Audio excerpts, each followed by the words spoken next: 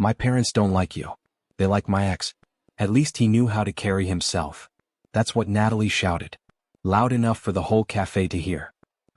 My name is Evan Carter, and that was the moment I knew I'd already overstayed. We weren't even arguing. I had simply asked, why wasn't I invited to your family party? She didn't hesitate. No filter. No apology. Just pure humiliation like she wanted it to sting. I sat back in my chair and said the only thing I could say with dignity. I understand. She scoffed. Don't make this about you. It's just easier when you're not there. I paid the bill. She walked ahead of me like nothing had happened, already texting her sister about shoes and wine pairings. When we got back to her apartment, she was humming, packing her overnight bag, asking me to water her stupid fern while she was gone. I said sure. She left for the party, and I started packing. My things. My peace. My worth. In under 40 minutes, I had everything I came into this relationship with, and everything I lost slowly returned with each item I dropped into my bag. Before I left, I placed our framed photo, us in Charleston, on the kitchen counter. Taped to it was a single note. You can give this one to your parents. Maybe they'll like it too. And then I walked out. Quiet. Done. The apartment was still warm when I closed the door behind me. Not dramatic. Not rushed. Just quiet, like the place already knew I was done. I didn't block Natalie. Not yet. I wanted her to feel the absence before she heard it explained away. I drove across town and checked into a short-term rental I'd bookmarked months ago, back when things between us first started feeling uneven. I unpacked fast. Minimal. Clean. Everything I owned fit easily. That should have scared me. Instead it felt honest. An hour later my phone buzzed. A text from Natalie's cousin. Hey, random question. Why did you unfollow my mom, my dad, my sister, and basically the whole family? I didn't reply. Then another message came through. A photo this time. Natalie at the family party. Standing between her parents. And right next to her, smiling like he never left, was him. The ex. Wearing the same navy jacket I bought last winter. The one she borrowed because it smelled like me. I stared at the photo longer than I should have. Not because it hurt, but because it explained everything I'd been trying to excuse for months. I placed my phone face down. 2 hours later I got the call. Evan? Her voice sounded light. Carefree. The party's almost over. Can you pick me up? I looked around the quiet room. And my packed bag. My folded jacket. My calm reflection in the mirror. And for the first time all day I smiled, because she had no idea what she was about to walk into. She walked into the apartment with her phone in one hand and a takeout box in the other, still laughing at something her cousin had said. That laugh died fast. The living room was stripped. No shoes by the door. No backpack on the hook. No jacket she loved to steal on cold mornings. Just one framed photo on the counter, and silence. Evan? She called out, suddenly still. She walked deeper in. Looked into the bedroom. Open closet. Empty drawers. Not even a note. Until she turned the photo over. You can give this one to your parents. Maybe they'll like it too. The silence snapped. She started calling me twice. Then 3 more times. Then a string of texts. Natalie, what is this? Where are you? Natalie, why would you just leave like this?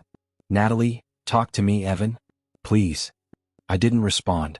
Because just 2 hours earlier she had told her parents, loud enough for me to hear on speaker, that she was so glad Bryce came. It felt like the old days. Now the old days were all she had. I spent the night at a quiet hotel, scrolling through job listings in another city. Something far. No. Detached from her family, her friends, and her shadows. That night I posted a story. Just a photo of a highway exit. Captioned, when silence is your answer, movement is your voice. She viewed it 10 seconds later. And then the typing bubbles appeared. And vanished. She didn't text again until noon the next day. Natalie, I get that you're upset. But this is immature. You could have talked to me like an adult. Funny how silence suddenly gets labeled immature when it isn't under their control.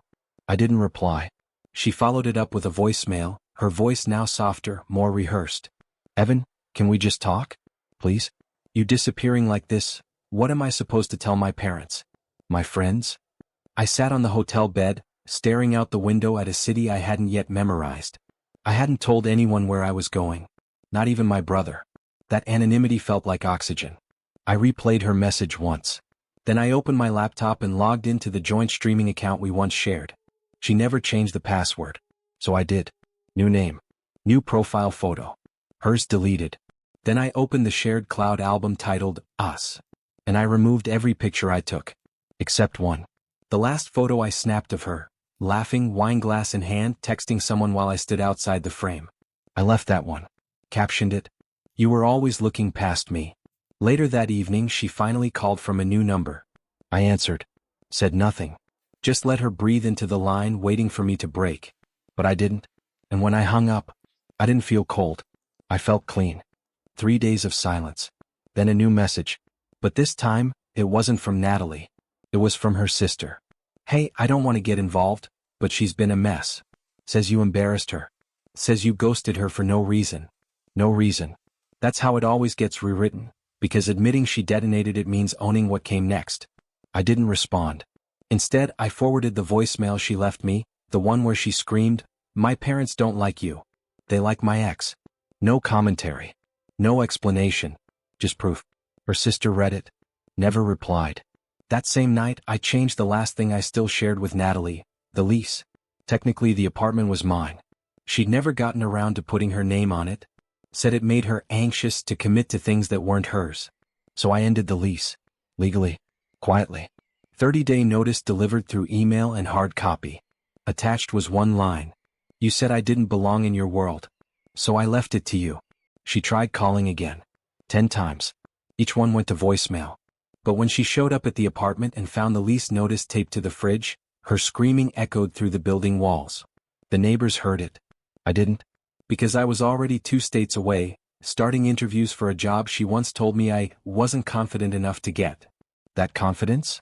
It found me the minute she lost me. She didn't show up to the apartment again. Maybe because she knew I wouldn't be there. Maybe because reality had finally caught up. 2 days after the lease termination, I got a call from the leasing office. "Hi, Mr. Carter." Natalie stopped by. Said she wasn't aware the lease was ending. She seemed surprised. I thanked them for the update. Then told them to donate anything left behind. She wouldn't be needing it. That night, her mother emailed me. Yes, her mother. "Evan, I know things ended poorly. But Natalie's been very emotional. We never meant to disrespect you. You're a good man." She's realizing that now, too late. I didn't reply. Because they weren't sorry when they excluded me. They were sorry when it stopped working. I spent that weekend moving into a new apartment near my new job. The city felt unfamiliar, but it was mine. No shadow of her. No cousins' parties. No awkward introductions where I was tolerated, not embraced. Then at 2:13 a.m., a final message came through. "Natalie, I saw your post. The one from the highway. I get it now. I broke something I'll never find again. But if you ever wonder, yes, I still loved you. I just didn't know how." I stared at it for a long time. Then I did something I'd never done before. I archived the entire thread. Because the past didn't deserve a reply. Not when the future finally had my full attention. A month passed. No new messages. No new posts. Natalie vanished from social media like she'd never existed. Friends started asking if we were still together. Some already knew. Others were stunned. The ones who mattered didn't ask for details. They just said things like, "You look lighter." And I had moved into a new role at work. Bigger responsibilities. Longer hours. But for once, the grind didn't feel like an escape. It felt like growth. Then one evening, I got a message from someone I hadn't expected. "Bryce, the ex." She won't admit it, but I know now. I was just a placeholder. "You never left the room even when you left the city." I stared at his words. He wasn't gloating. He was unraveling. I didn't reply. What was there to say? That the person he tried to reclaim had already self-destructed? That I wasn't interested in being compared anymore? That peace doesn't come with an audience? Instead, I shut off my phone, opened my notebook, and started writing. Not about her. About me. The boy who once waited in silence for permission to be loved. The man who walked out when silence became the only answer. And the future that no longer carried her name in the fine print. Later that night, a package arrived at my new door. No return address. Inside it, the photo of us from Charleston. Torn in half. Frame. No note. No apology. Just her handwriting on the glass. "This time they preferred you." I stared at the broken frame for a long time. Half a memory boxed up like it still held power. But it didn't. Not anymore. I placed it gently in the trash. Not out of anger. Not for revenge. just to make space for the kind of peace that doesn't beg for recognition. That weekend I went hiking alone. No music. No calls. Just boots on earth and wind in my chest. Every mile I walked, I felt something loosening inside me, like an old thread finally snapping free. I stopped at the overlook, watching clouds crawl through the valley. Pulled out my phone and opened notes. Typed 3 words.